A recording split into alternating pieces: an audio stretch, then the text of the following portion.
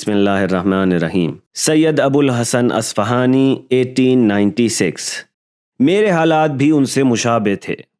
تقدیر ایک حیرت انگیز ماجرا ہے۔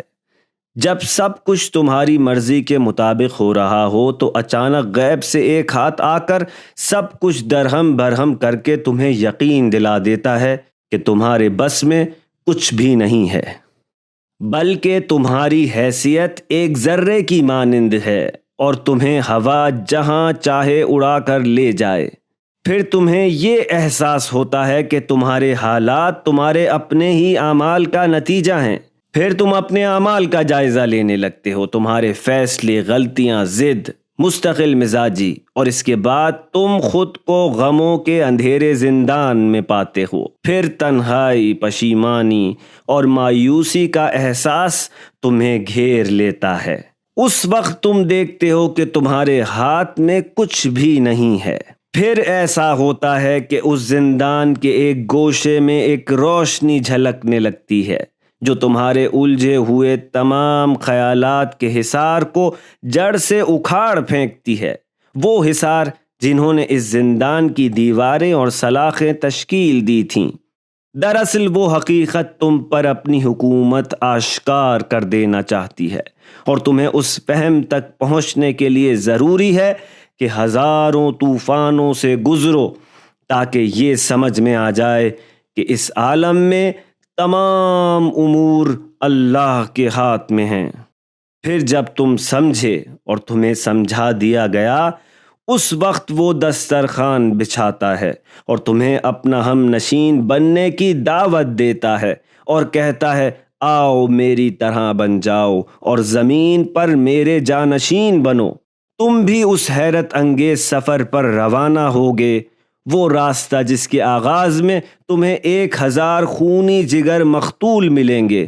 چلو گے اور جاؤ گے یہاں تک کہ اس سفر کے ہر مرحلے پر سمجھ جاؤ گے کہ تم اپنے ارادے سے نہیں چل سکتے ہو۔ جہاں بھی تم تھے اور تم نے سفر کیا، شکست کھا جاؤ گے، اور جب بھی وہ تم میں حرکت میں آیا، تمہارے وجود کی تہوں میں عزم جاری رہا۔ تم ایسے پرواز کرو گے کہ سب آسمانوں کو حیران کر دو گے۔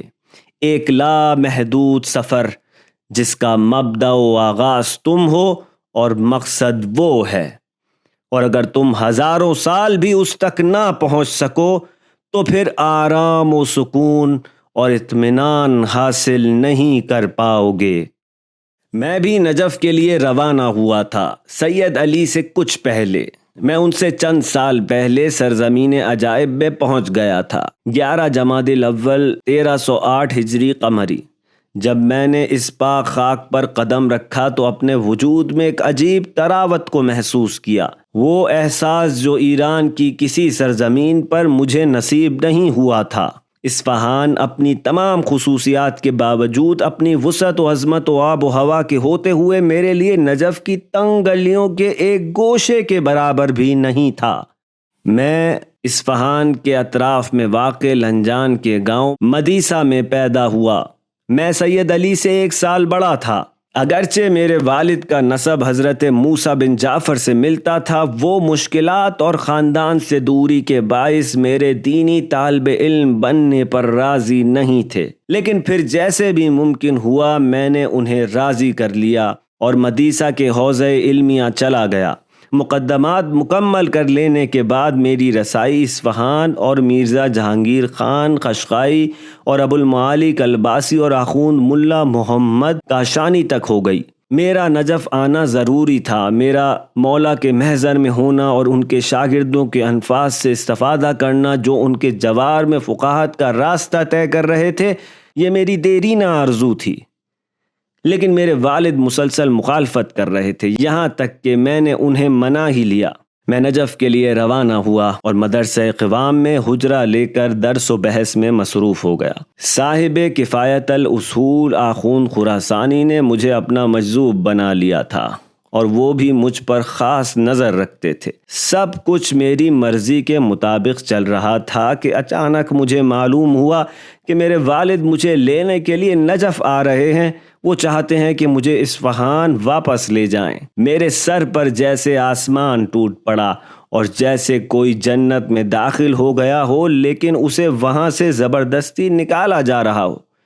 میں نے دل میں صاحب ولایت سے نجوہ کیا اور ان سے مدد کی درخواست کی، اور جلد ہی ان کے دست کرم، محبت و عنایت کو اپنی پشت پر محسوس کیا۔ میرے والد آخوند خراسانی کے پاس گئے اور ان سے مجھے واپس کر دینے کی درخواست کی، لیکن آخوند نے ان سے یہ کہا، تمہارے دوسرے بیٹے تمہارے لیے، لیکن سید ابو الحسن میرا ہے، اس کے تمام امور تم مجھ پر چھوڑ دو۔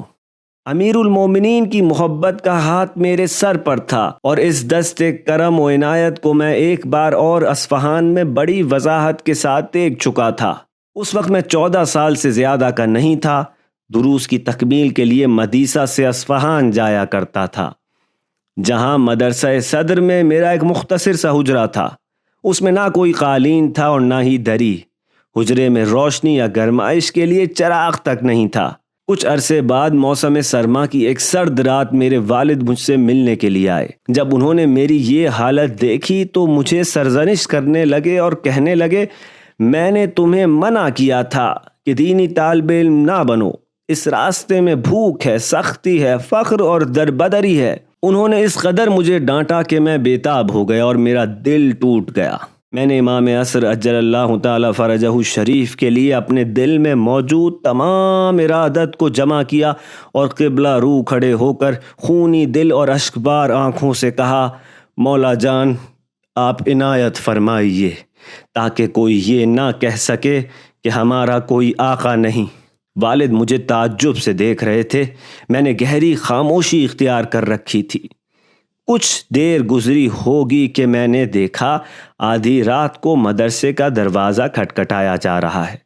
کچھ ہی دیر میں مدرسے کا خادم حجرے کے در تک آیا اور کہا، سید ابو الحسن کوئی تم سے ملنے کے لیے آیا ہے۔ میں اٹھا اور مدرسے کے دروازے تک گیا۔ ایک سید تھے، آسمانی اور سکون بخش چہرے والے۔ انہوں نے مجھ سے کچھ باتیں کی اور میری دلجوئی کی، پھر اپنی قبا میں ہاتھ ڈال کر 5 قران جو اس زمانے کا سکہ تھا نکالے اور کہا، یہ پیسے رکھ لو، تمہارے حجرے کے طاقچے میں ایک شمع ہے، اسے روشن کرو تاکہ پھر کوئی یہ نہ کہہ سکے کہ تمہارا کوئی آقا نہیں ہے۔ میں حیرت زدہ ہو گیا۔ سید میری آنکھوں سے اوجھل ہو گئے۔ میں نے مدرسے کا دروازہ بند کیا، اپنے والد کی خدمت میں آیا اور انہیں ساری بات بتائی۔ میں نے دیکھا کہ ان کی آنکھیں ابر بہار کی مانند گریا کر رہی ہیں اور وہ تعجب و حیرت میں ڈوب چکے ہیں۔ اس کے بعد انہوں نے مجھے اپنی آغوش میں لیا اور مجھ پر بوسوں کی بارش کر دی۔ زندگی میں ہولناک سیاہ گڑھوں نے مجھے بارہا نگلا، لیکن اس خورشید تاباں یعنی مولائے کائنات نے زمانے کے تمام ہاتھوں سے بڑھ کر مجھ پر اپنا اقتدار ثابت کیا۔ میں نے ید اللہ فوق ایدیہم کو اپنے پورے وجود سے محسوس کیا تھا۔ کیا امیر المومنین کے علاوہ بھی کوئی ید اللہ تھا؟ میرا دل چاہتا تھا کہ اس قدر فراست، تقوی اور نورانی چہرے والے میرے فقہ کے کم نظیر ہم بحث سید علی بھی اپنی دلی مراد پالیں۔ ان کا دل بھی چاہتا تھا کہ وہ نجف میں رہ جائیں۔ انہیں نجف آئے ہوئے 1 سال ہو چکا تھا۔ دن میں بین الطلوعین کے بعد مدرسہ قوام میں ان کے ساتھ فقہی بحث ہوا کرتی تھی۔ فقہی استنباط میں ان کی دقت نظر اور درایت کم نظیر تھی۔ در حقیقت کم ہی لوگ مجھے علمی حوالے سے مطمئن کر پاتے تھے، یا کم ہی لوگ تھے جن کے لیے میں نے یہ احساس کیا کہ ان کی علمی توانائی مجھ سے بڑھ کر ہے۔ لیکن سید علی کی بات دوسری تھی۔ ان کی اصولی اور علمی نگاہ، فقہی استنباط اور مبانی پر عمیق تسلط نے انہیں میری زندگی کے بہترین ہم بحث میں تبدیل کر دیا تھا۔ اب صرف ان کے لیے نہیں بلکہ خود اپنے لیے بھی، اور اس دوست کو کھو دینے کے اندیشے کی وجہ سے میری آرزو یہی تھی کہ امیر المومنین ان کے والد کی اجازت کا مسئلہ کسی طرح حل فرما دیں۔ اگرچہ میں خود بھوک ریاضتوں اور عبادتوں کا پابند تھا، لیکن اس حوالے سے سید علی کو اپنا رقیب سمجھتا تھا۔ وہ کم نظیر بلکہ بے مثال تھے۔ اس کے علاوہ وہ علمی کاموں میں غیر معمولی کوشش اور بہت دقت نظر سے کام لیتے تھے۔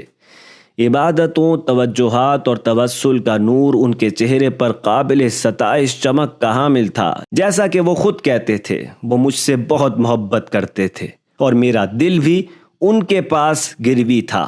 ان کی ہم نشینی کو میں آسمانی رزق سمجھتا تھا جسے مولائے کائنات نے میرے حصے میں قرار دیا تھا۔ سید علی نے مجھ سے کہا، میں تمہارے چہرے میں رہبری اور مرجعیت کے آثار دیکھ رہا ہوں۔ میں نہیں جانتا تھا کہ وہ مذاق کر رہے ہیں یا سنجیدہ ہیں، لیکن تقریباً 40 سال کے بعد ان کی بصیرت مجھے سمجھ میں آ گئی۔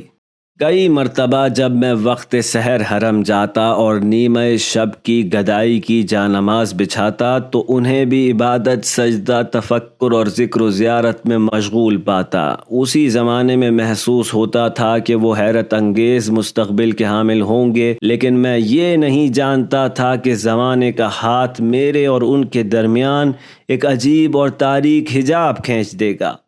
وہ بین الطلوعین میں وادی السلام کی جانب جاتے اور اس کے بعد مباحثے کے لیے شارع شیخ طوسی اور محلہ عمارہ آ جاتے تھے، جہاں مدرسہ قوام تھا۔ میرے ذہن میں ہمیشہ یہ سوال رہتا تھا کہ وہ کیوں اتنی کثرت سے وادی السلام جاتے ہیں۔ وہ ہمیشہ وقت کی پابندی کرتے تھے، لیکن اس دن کچھ دیر سے پہنچے۔ میں بھی بیٹھا ہوا تھا اور فقہی احکام کے بارے میں سوچ رہا تھا۔ وہ داخل ہوئے تو میں نے ان کا چہرہ کچھ مختلف پایا۔ اس پر گہرے غم اور عجیب خوشی کا ملا جلا امتزاج نمایاں تھا۔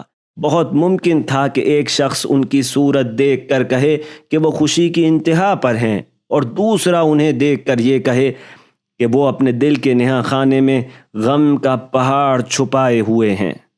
انہوں نے سلام کیا اور داخل ہو گئے۔ میں نے دوستی اور سیادت کے احترام میں کھڑے ہو کر سلام کیا اور کہا، حضرت آقا، آپ آج دیر سے تشریف لائے۔ انہوں نے ایک گہری نظر ڈالی اور کہا، سلام سید ابو الحسن، مجھے معاف کر دو، میں ایک حیرت انگیز صورتحال سے گزرا ہوں۔ مجھے تجسس ہوا کہ کیا ہوا ہے۔ میرے معنی خیز سکوت نے بھی انہیں بولنے پر مجبور نہیں کیا، اپنی جگہ بیٹھے رہے، اور جب میں نے دیکھا کہ ان کی حالت غیر معمولی ہے تو میں نے خود ہی بات شروع کی اور کہا کہ کیا ہوا ہے سید علی؟ انہوں نے میری آنکھوں میں آنکھیں ڈالیں اور ایک گہری آہ بھر کر اپنے ہونٹوں پر سجی ملیح مسکراہٹ کے ساتھ کہا، آخر کار نجف میں ٹھہر جانے کا اذن میرے لیے صادر ہو گیا۔ میں اپنی ہنسی نہیں روک سکا، میں خوش تھا، اور ان سے اپنی دوستی کا سلسلہ جاری رکھنے کے خیال سے میرے دل میں مٹھاس سی بھر گئی تھی، لیکن میں یہ نہیں سمجھ سکا کہ ان کے چہرے پر غم کا سایہ کیوں ہے۔ میں نے پوچھا، یہ کیا حالت ہے سید؟ آپ خوش ہیں یا پریشان ہیں؟ اپنی آنکھوں کو تقریباً بند کرتے ہوئے بولے، کیا آپ سید مرتضیٰ کشمیری کو جانتے ہیں؟ میں نے تعجب سے کہا کہ جانتا ہوں، کیوں؟ مگر آپ نے یہ نہیں بتایا کہ آپ کا حال کیا ہے، آپ خوش ہیں یا غمگین؟ انہوں نے پہلو بدلا اور اس حالت میں کہ ان کے چہرے کے خطوط انسان کو شک میں مبتلا کر رہے تھے کہ وہ غم زدہ ہیں یا خوش، کہنے لگے، میں خوش ہوں سید، لیکن جو خبر مجھے ملی ہے اس کی بنا پر یہ سمجھ میں نہیں آ رہا کہ میں روں یا ہنسوں۔ میں حیرت میں ڈوب گیا اور منتظر رہا کہ وہ مزید بات کریں۔